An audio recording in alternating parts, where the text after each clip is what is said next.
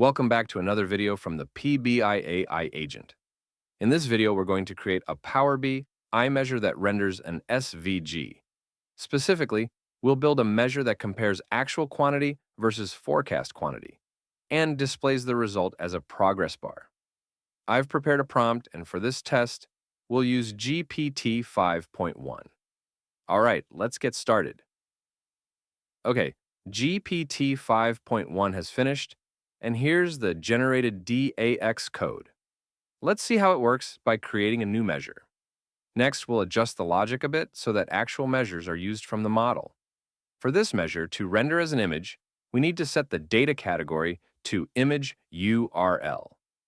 All right, let's run it.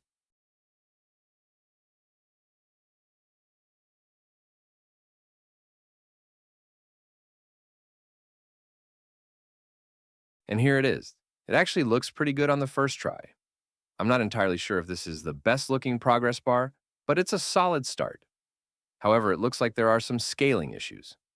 So let's take this code and ask the AI to refine it.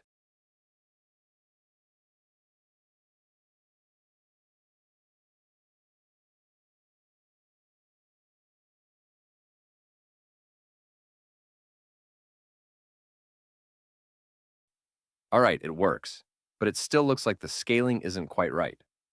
So let's try one more iteration. Here's the updated DAX measure. Let's run it again. And now we can see that it works correctly. For example, for France, the actual quantity is 12K, while the forecast quantity is 24K, and the indicator is displayed exactly in the middle, which is what we expect. So that's it for this test.